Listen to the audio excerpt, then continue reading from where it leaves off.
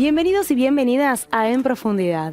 Hoy en nuestros estudios se encuentra una de las mujeres más destacadas en la ciencia y tecnología de alimentos. Y éramos muy poquitas, éramos 2 o 3 y la promoción eran de 100, el resto todos varones. Ella entró a la universidad a los 15 años y se recibió a los 20. En esa época no había computadora, no había fotocopiadora.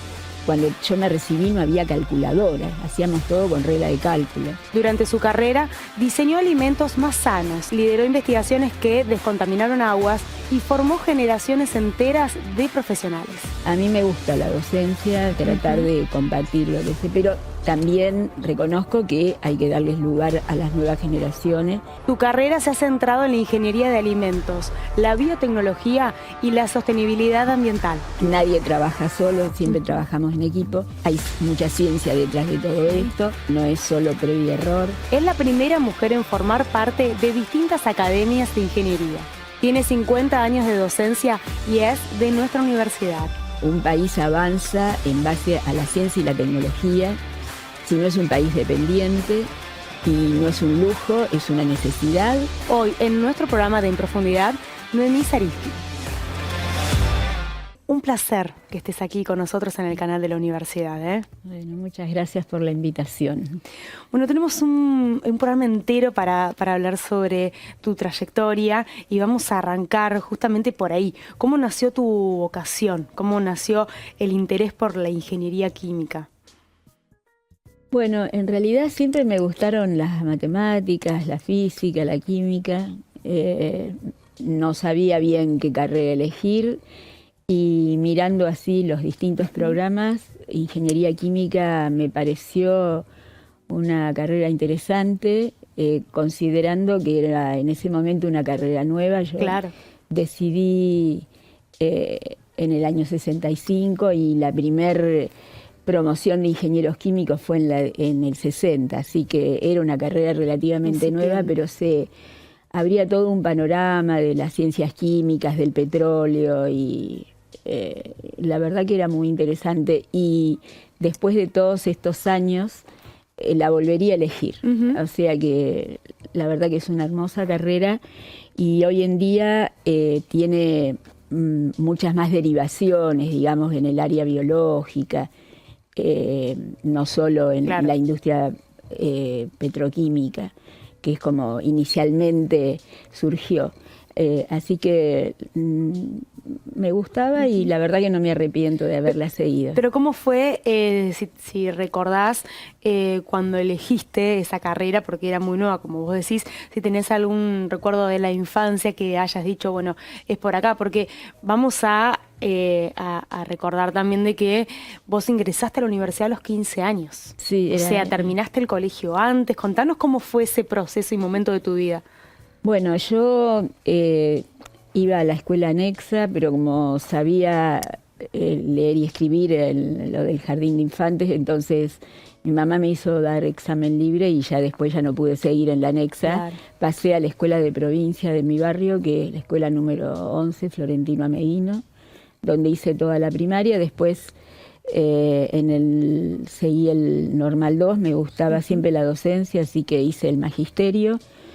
Y en el Normal di segundo año libre, me preparé yo y di las materias, y cuando terminé el magisterio di por mi cuenta también las equivalencias al bachillerato. O sea que cuando terminé con magisterio y bachillerato porque tenía miedo. En esa época decían que iban a cambiar las condiciones de entrada a la facultad de ingeniería y que con el título de maestra no se iba a poder entrar. Así que por las dudas di las equivalencias.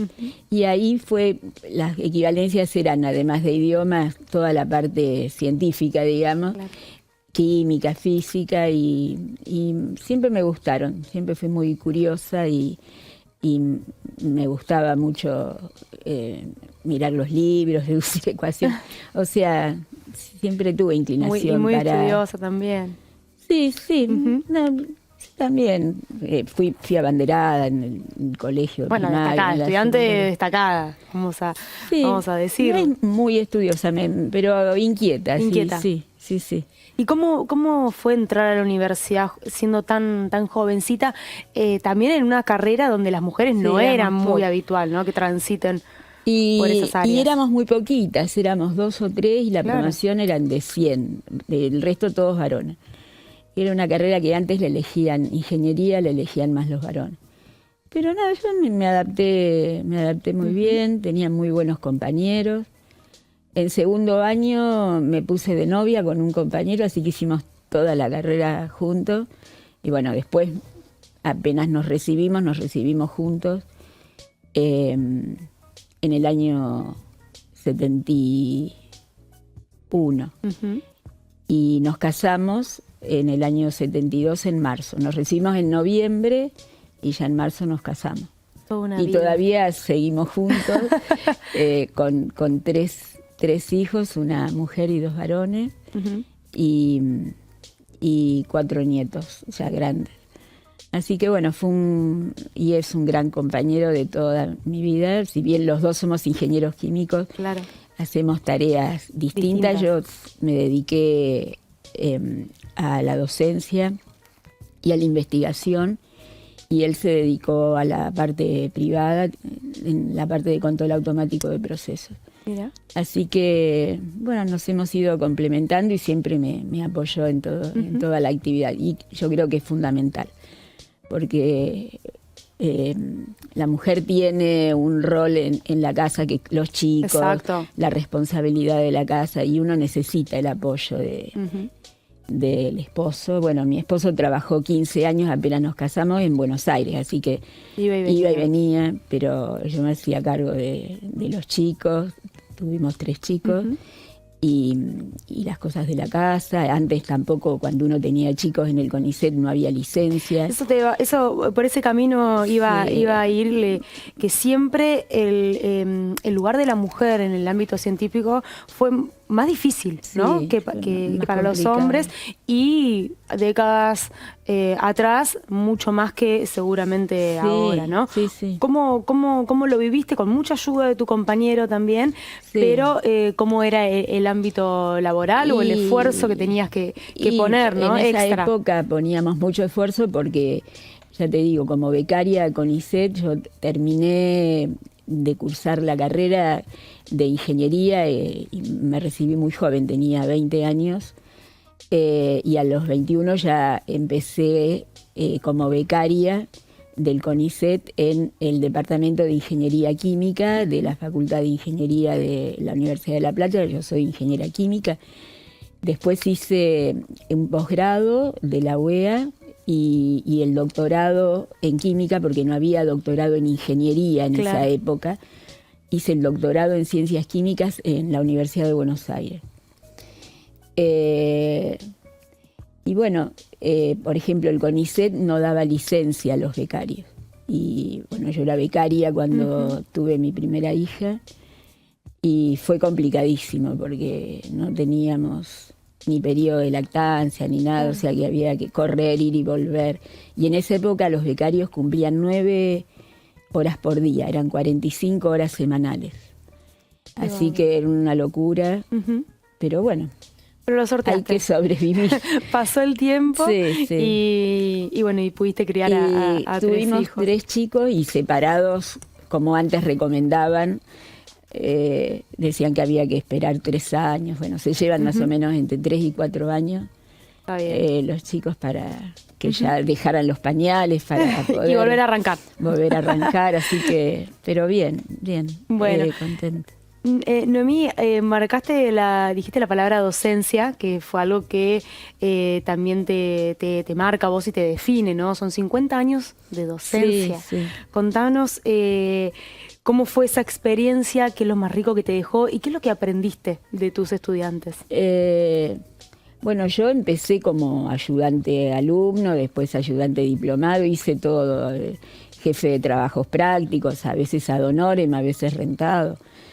Bueno, después profesor adjunto, profesor titular, después fui full time. A mí me gusta la docencia, siempre me gustó dar las clases teóricas y clases prácticas, clases teóricas.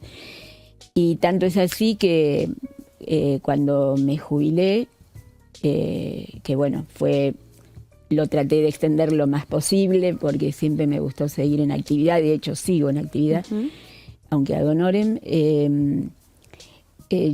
Me jubilaron en el 2019 y después que vino la pandemia colaboré con la cátedra, con los docentes que estaban, para apoyarlos. Hicimos todas las clases teóricas en videos, claro, pero había que videos digitalizar. Bien armados que hoy en día los usan los chicos para estudiar. Y la verdad que fue algo muy interesante porque quedó todo nuevo plasmado. Desafío, ¿no? Claro. La docencia desde otro lugar. Sí, y aprender cómo armar los videos en el medio de la pandemia, sin recursos, sin tener por ahí la computadora adecuada para hacer los MP4, pedir prestar una computadora en medio de la pandemia.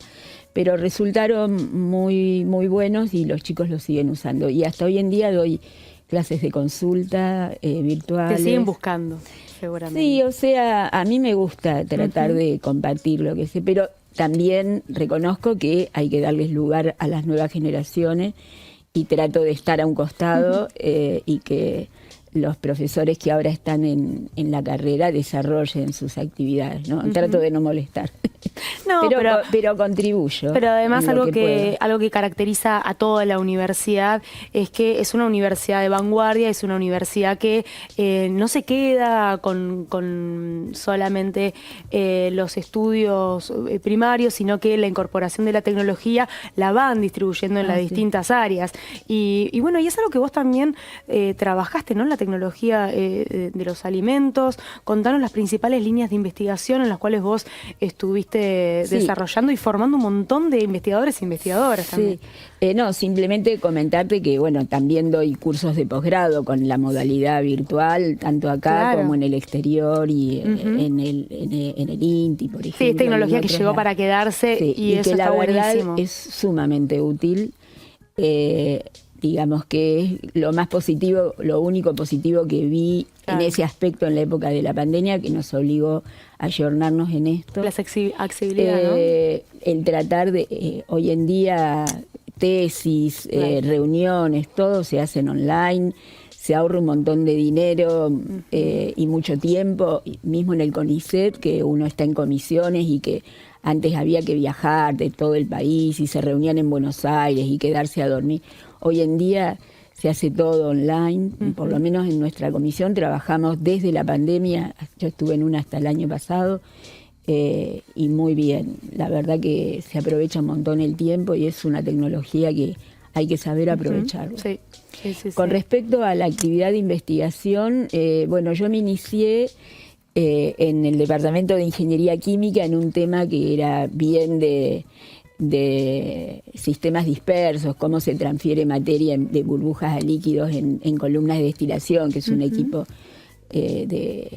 típico, digamos, de procesos del área de ingeniería química. Y después que empecé con eso, que estaba haciendo mi tesis, el Departamento de Ingeniería Química en el año 1974 se incendió. Yo había entrado a trabajar en el año 72 y perdí todo lo que tenía, recuperé algunas cosas para la tesis de magíster. Encima lo que se tarda en una investigación lleva mucho tiempo, mucho trabajo. Y armar el equipo, claro. Yo estuve embarazada en el 73 y en el 76. Pero bueno, me tenía que ocupar del equipo, de limpiar el box, no había infraestructura, pasar el trapo, o sea, hacíamos de todo. Pero bueno, se incendió el edificio y me quedé con los datos que tenía que procesar, perdí el equipo experimental y no tenía más lugar de trabajo porque no había laboratorio. Y en ese momento el doctor Calvelo, que era el director de mi tesis en Ingeniería Química, en el 1973 creó el CIDCA, que es el Centro de Investigación y Desarrollo. En ese momento se llamaba en criotecnología de alimentos porque trabajábamos en frío aplicado a alimentos. Hoy cambió de nombre a partir del año pasado, que es Centro de Investigación y Desarrollo en Ciencia y Tecnología de los Alimentos, porque se hizo tan grande que Claro. ya, digamos, el título... Fue abarcando más, Claro, más más áreas, áreas. más estudios. Bueno, y él me invitó a hacerme, a incorporarme al instituto recién creado, un instituto que tenía triple dependencia, CONICET, la Facultad de Ciencias Exactas de la Universidad de La Plata y la Comisión de Investigaciones Científicas de la provincia. Y claro, pero yo de alimentos no sabía nada, así que tuve que empezar a estudiar, hice cursos de posgrado, y bueno, y de a poco empecé a adentrarme, empecé con temas que tenían que ver con criopreservación, congelación de tejidos, de productos cárneos. Después seguí, y la verdad que esa fue una de mis especialidades, publiqué muchos trabajos de investigación y capítulos de libro por invitación a nivel internacional. Pero bueno, por ejemplo, tenía que desarrollar una técnica para ver cómo estaban los cristales adentro del tejido, y en ese momento fui a la Facultad de Medicina y aprendí con los patólogos. Bueno, uno tenía que... Sí, ir metiéndose con diferentes profesiones también. Muy interdisciplinario y con muy pocos recursos, porque en esa época no había computadora, no había fotocopiadora. Cuando yo me recibí no había calculadora, hacíamos todo con regla de cálculo. Los papers eran ir a la biblioteca en el Chemical Abstract, hacer las fichitas, pedirlas, era todo y que muy, vengan, era todo lento, venía por telex, ni siquiera había fotocopia, o venían en microfilm, así que todo era muy lento. Hoy en día que uno tiene la facilidad de ponerse al día en un tema con la computadora, con internet, con toda la información que hay. La verdad que los chicos tienen que valorar todo eso que antes era tan artesanal. Seguro. Y bueno, y en el área de alimentos he trabajado como yo soy ingeniera química, hacemos simulación de procesos, modelados de transferencia de energía y materia. Eso implica ver cómo responde, por ejemplo, un alimento cuando uno lo esteriliza o lo pasteuriza, que le hace un tratamiento térmico, o lo enfría, o lo congela. ¿Cuánto tiempo tarda en calentarse o en enfriarse? Eso va a depender del tamaño, de la geometría, de las propiedades. Las propiedades a veces son constantes, pero en un sistema de preservación como la congelación, donde parte del agua se transforma en hielo, las propiedades van cambiando, y entonces eso hay que ponerlo en un modelo para poder simular lo que uno tendría que medir experimentalmente. Entonces he trabajado mucho junto con mi equipo, porque en todo esto nadie trabaja solo, siempre trabajamos en equipo. Todo lo que es modelado de transferencia de energía y materia, todo lo que es microestructura de alimentos, propiedades termofísicas. Y también en el área de las aguas residuales, ¿no? También, contanos cómo esa línea... Bien, nosotros además de en el área de alimentos, en donde también desarrollamos alimentos para determinados tipos de patologías, por ejemplo, alimentos para celíacos, más saludables, que no pueden utilizar harina, que tiene una proteína que genera la malla del gluten, hay que reemplazarlos. Entonces ahí hay que hacer estudios de riología y viscoelasticidad, que quiere decir cómo es la textura de ese alimento cuando uno le va cambiando ciertos ingredientes, digamos, que son básicos, pero cómo lo percibe el consumidor y cómo uno tiene que ir reemplazándolos. Hay mucha ciencia detrás de todo esto, no es solo prueba y error. También trabajamos mucho con materiales biodegradables a partir de almidones.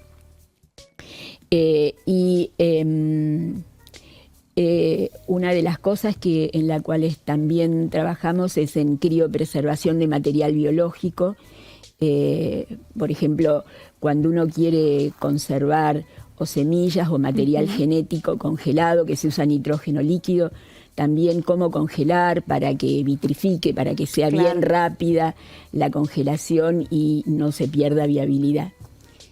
Y un área en la que hace muchos años trabajamos en paralelo con los alimentos es el tratamiento de aguas con contaminantes, y entonces iniciamos con tratamientos físico-químicos.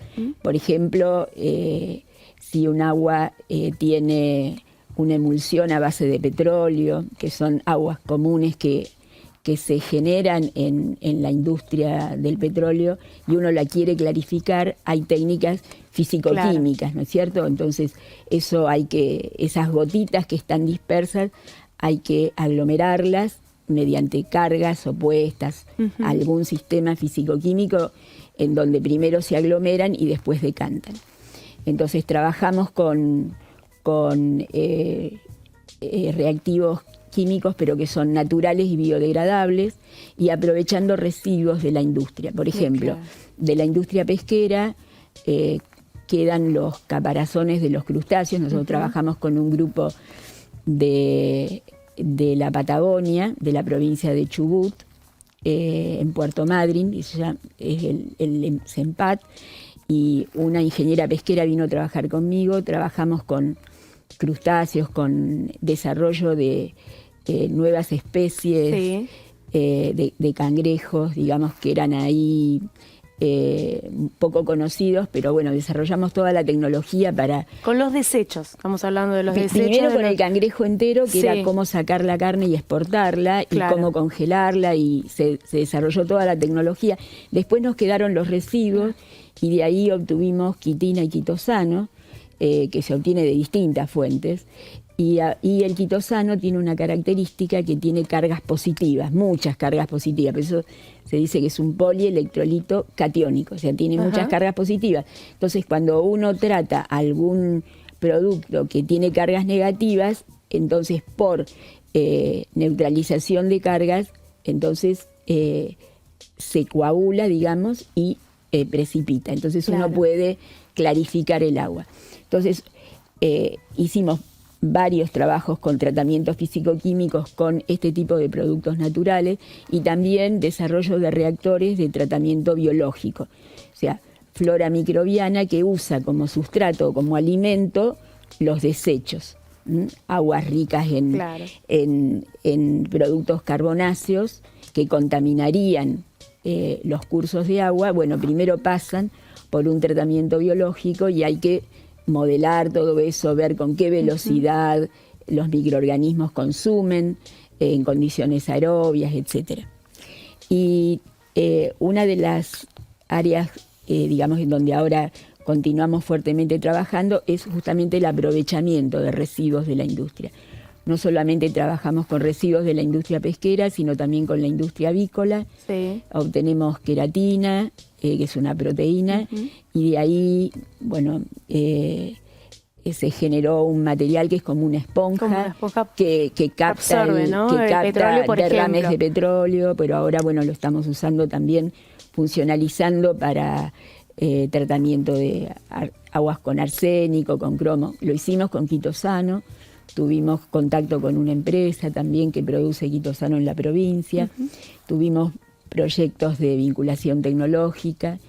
Y bueno, y tratamos de absorber contaminantes, como les dije, cromo hexavalente, que es un contaminante que se suele encontrar.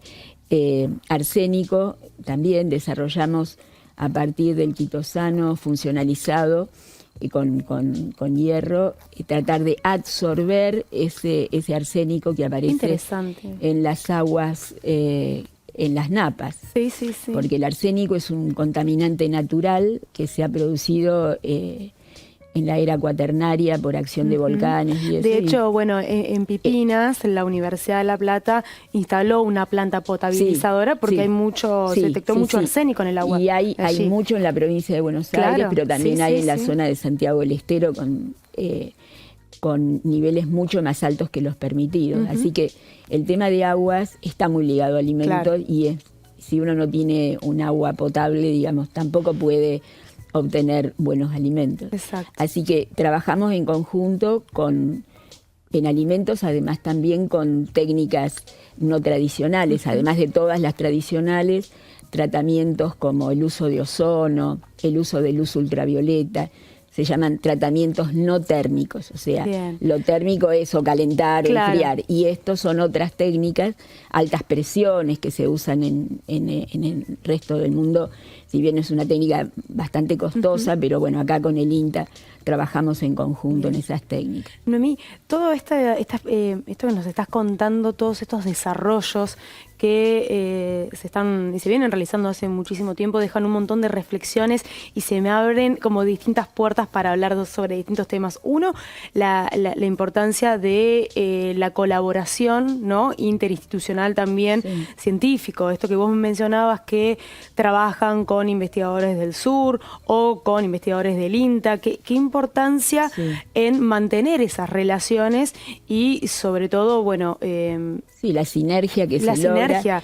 Sí, sí, tal cual. Es muy importante interactuar. Nosotros interactuamos con la Universidad del Nordeste, con San Luis, con otros grupos de la provincia de Buenos Aires, con el Plapiqui, con la UBA, con el CEMPAT y ahora con el IPATEC de Bariloche también. Claro, todo el país y también del exterior, seguramente. Y también en el exterior, sí, a través, bueno, yo muchos años coordiné una red de propiedades físicas del CITED y participamos nuestros grupos en proyectos. El CITED es una organización iberoamericana, o sea que participa España, Portugal y todos los países de Latinoamérica. Bien. Así que tuvimos muchos proyectos en conjunto y conocimos un montón de gente, interaccionamos con Brasil, con Ecuador, con México, con Colombia. De hecho, en nuestro grupo hicieron tesis 3 becarios de Colombia, Claro. que vinieron, estudiaron acá, se formaron, acá. algunos están todavía Permanecen acá y otros parten. volvieron al país, y hace poquito tuvimos una tesis doctoral de alguien que se formó acá, que después volvió a Colombia y la dio desde Colombia la presentación, y se doctoró en ingeniería. Bien. De La Plata. Y también algo que se puede destacar, que mencionábamos en la elaboración de nuevos alimentos o determinados alimentos para personas como por ejemplo celíacos, ¿no?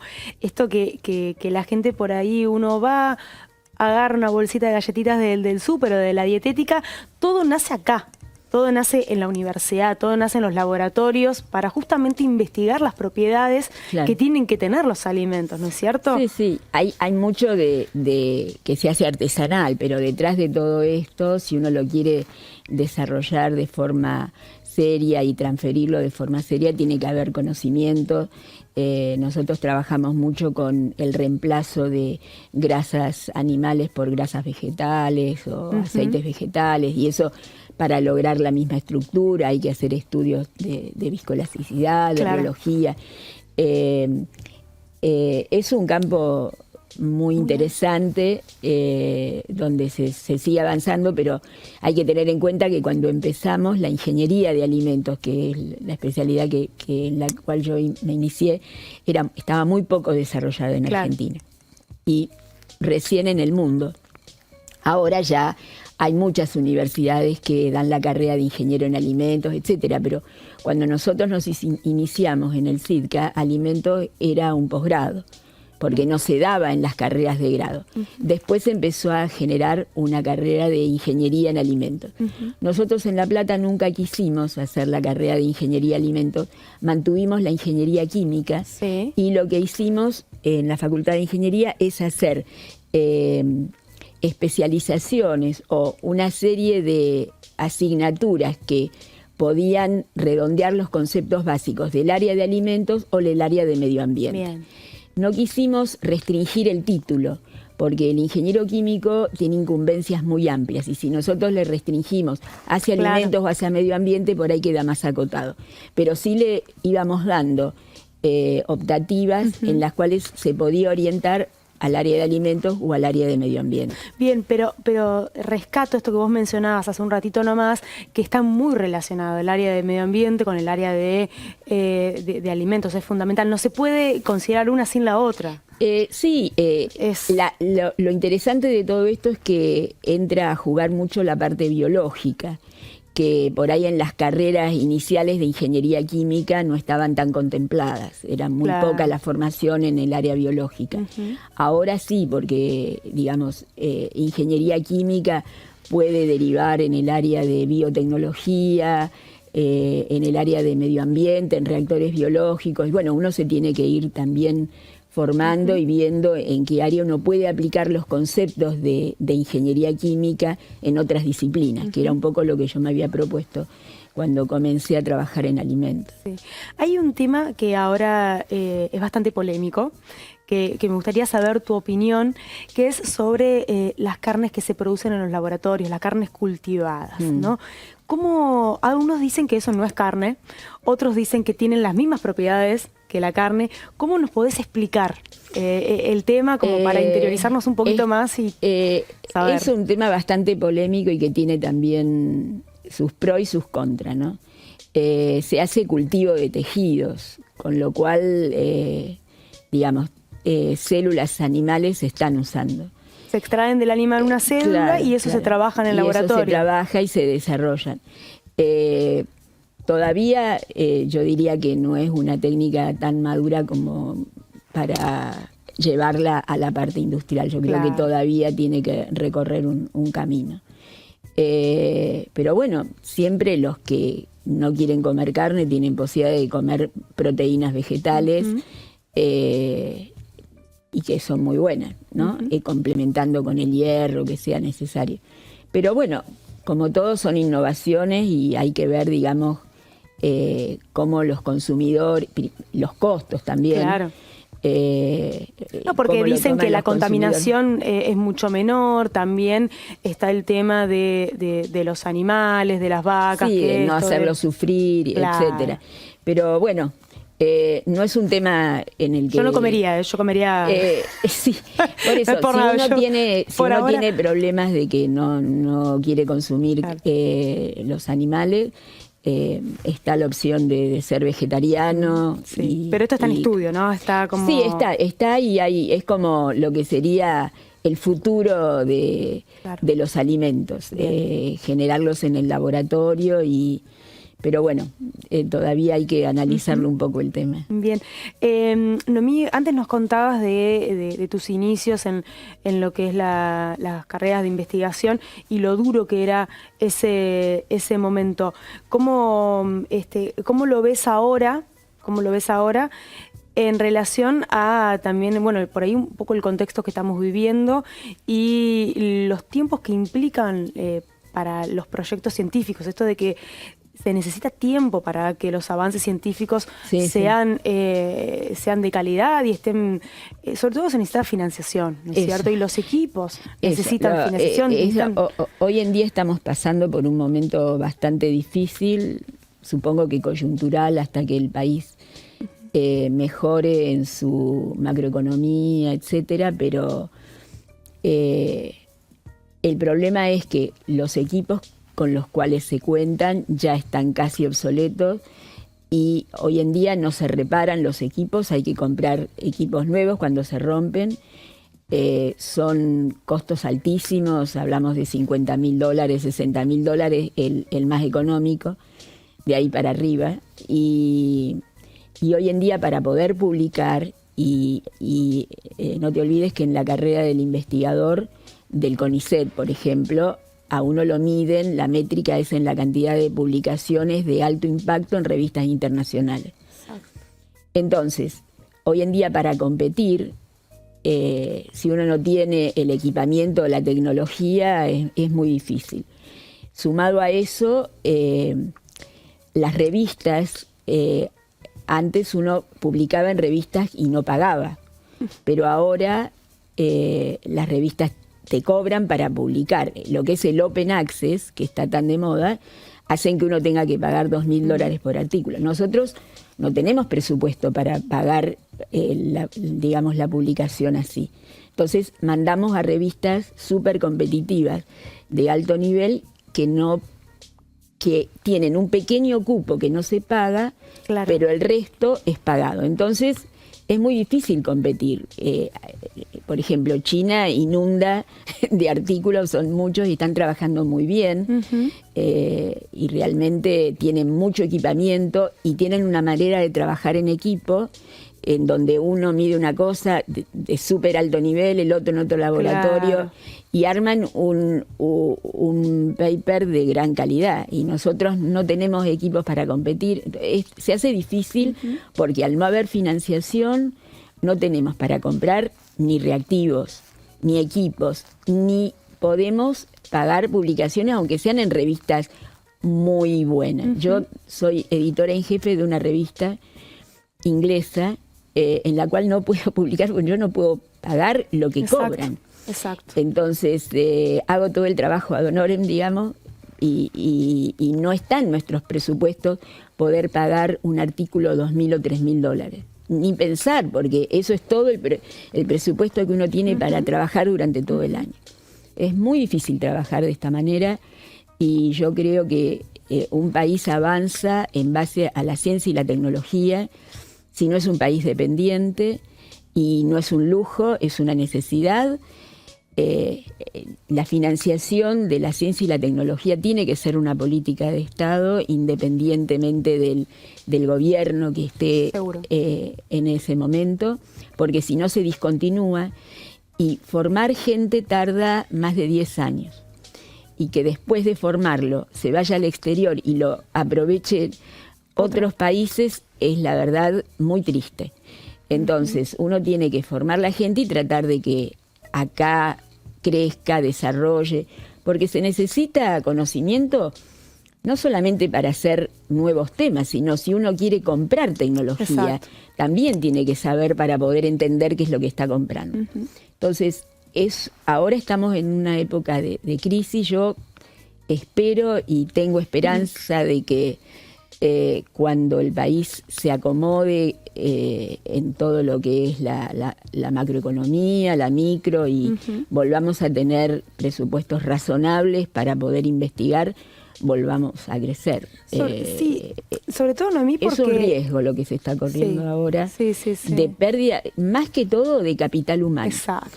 Porque el equipo, uno si tiene dinero lo compra y aprende a usarlo, pero la gente formada no se recupera tan fácil, y eso es lo más triste, el capital humano. Eso quería destacar, que el país ya vivió las fugas de cerebro y ahora se están yendo de nuevo los investigadores. Y claramente se van porque no tienen opción, porque si no se tienen que reinventar y dedicarse a otra cosa y dejar de lado años de estudio y que son investigaciones que tienen impacto directo en la sociedad. Esto que hablamos, alimentos más sanos. Bueno, el área de médica, las vacunas, como digamos, mi tema es pero hay, digamos, temas sumamente importantes en el área de cáncer, de vacunas, etcétera. Y además el reconocimiento que tiene el nivel científico de nuestro país. Contanos un poco eso, porque también vienen a buscarnos. No, la verdad que yo espero y tengo esperanzas de que las esferas de gobierno recapaciten en cuanto al riesgo que se corre al perder gente formada, gente que entró, por ejemplo, por concurso al CONICET y que todavía no le dieron la entrada. Es imposible, 800 personas bien formadas con sus tesis, que pasaron un montón de filtros para poder entrar en la carrera y que no puedan entrar, no tienen otro remedio que oírse o reinventarse, como decía. Nosotros teníamos un becario de Colombia que estuvo 10 años acá trabajando. Bueno, cuando entró en la carrera y todo, pero se fue porque no podía mantenerse acá. Está bien, es un caso, pero hay gente de Argentina que se tiene que ir al exterior. Es una pena, porque realmente el país invierte un montón en darle un estudio universitario gratuito, y después formarlo, hacer la tesis con becas, etcétera, y que después se vaya. El momento que tiene en el que puede devolver eso que muchos dicen, bueno, pero ¿y cuándo lo devuelven o cómo lo devuelven?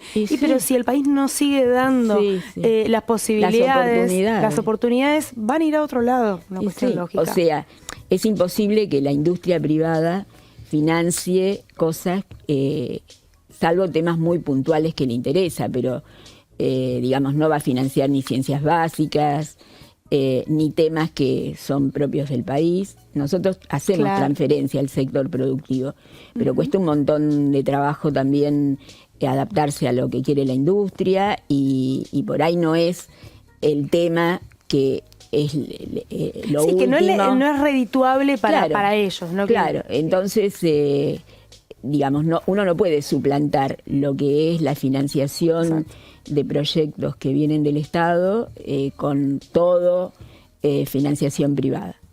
¿Por qué? Porque la industria de acá también no está acostumbrada tampoco a financiar proyectos, la situación económica no da para eso, no les sobra demasiado, están siempre con la industria con problemas, ¿no? Entonces hay que ir haciendo transiciones, yo no digo esperar todo del gobierno, o sea, donde hay una oportunidad. De hecho nosotros lo hacemos, nos acercamos a la industria, hacemos el esfuerzo para que nos financien temas, pero tiene que haber, digamos, una base en la cual haya retención de recursos humanos. Es lo más valioso. Es lo más valioso. Noemí, ¿qué te enseñó la ciencia sobre la vida?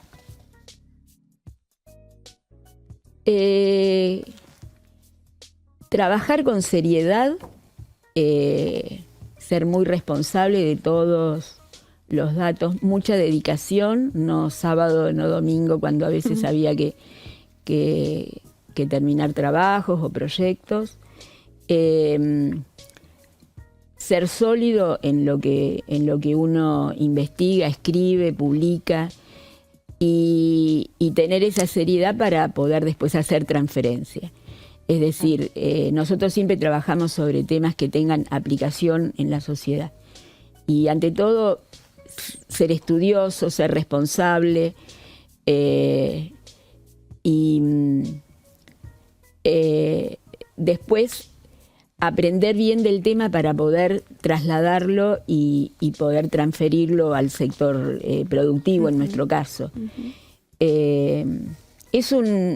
Es una manera de trabajo, pero también es un modo de vida, ¿no? Claro. Porque eso se traslada a todos los ámbitos en los que uno está. Trabaja con ese mismo rigor en todas las cosas que encara, inconscientemente, pero hasta en las cosas de la casa. Exacto. Uno traslada un poco esa formación de rigurosidad y de responsabilidad en cosas que por ahí no son tan comunes. Y Noemí, vos sos multipremiada, recibiste muchísimos premios, reconocimientos, entre ellos el premio Jusey, el premio Conex de Platino. ¿Qué significa todo eso para vos, además del reconocimiento, sí, ¿no? Contenta en el aspecto de que, bueno, uno nunca trabaja por los reconocimientos. Cuando vienen uno se pone contenta, que dice, bueno, encaré adecuadamente ciertos temas, la trayectoria es adecuada y reconocida, pero bueno, eso un poco a uno lo moviliza para no bajar las manos, seguir siempre luchando. Yo me jubilé, o me jubilaron, digamos, porque si fuera por mí yo hubiera seguido, pero bueno, hay una ley y claro, antes de los 70 había que jubilarse, pero yo sigo trabajando ad honorem. Tengo un contrato ad honorem con el CONICET, soy profesor emérito de la Universidad de La Plata y eso me permite seguir armando proyectos, y lo que a mí me gusta es colaborar con la gente joven, que ellos vayan creciendo y de golpe no abandonarlos, porque si uno se retira, los chicos son todavía jóvenes, están en estadios de la carrera que por ahí todavía no pueden dirigir, o pueden dirigir proyectos de jóvenes o de grupos pequeños. Y bueno, yo trato de colaborar con ellos, y por eso es que estoy en contacto con ex becarios que están en otros lados del país y bueno, trato de... Y del mundo seguramente. Sí, tenemos bastantes contactos también con otros lados, pero el tema es acá, ¿no? Donde hay que poner más el hombro para que surjan proyectos, para que surjan trabajos con la industria que nos permitan financiar y comprar reactivos y reparar algún equipo que se rompa. En eso es lo que yo estoy abocada en este momento. Nosotros siempre que hacemos trabajos a terceros, y algo que destaco, nunca cobramos un salario adicional, siempre todo lo hemos considerado como un subsidio. En vez de que venga del CONICET, viene de la empresa tal y lo reinvertimos. Eso quiere decir que con ese dinero no es que cobramos un sobresueldo, pagamos un viaje a un congreso, pagamos un equipo que hay que reparar, un reactivo que hay que comprar y que en el Estado no hay proyectos claro, ahora. Se van que gestionando como pueden. Y tratamos de sobrevivir como se pueda. Así que si a pesar de todo esto hay un reconocimiento internacional, la verdad que da satisfacción de que por lo menos lo que uno hace está bien encaminado. Y si te pregunto qué significa para vos la Universidad de La Plata. Y toda una vida. Desde que estudié, mis hijos fueron ahí, así que contenta de pertenecer. Noemí, la última pregunta. ¿Qué le podrías decir a la Noemí de 15 años que está ingresando a la Universidad de La Plata hoy? Que haga lo mismo que hizo, porque tan mal no fue. La verdad que elegiría la misma carrera. Así que contenta de poder interactuar con mi grupo, con mis becarios, con los investigadores jóvenes. Y bueno, nada, no mucho más. Gracias, Noemí. Muchas gracias. La verdad que es un placer enorme para todos nosotros tenerte en el canal de la Universidad de La Plata. Gracias. Y que te sigan conociendo más personas a través de nuestros canales. Gracias. Muchas gracias. Muchas gracias a ustedes que están del otro lado de la pantalla de UNLP TV. Vamos a seguir con otros programas, conociendo más historias en profundidad a través de este canal.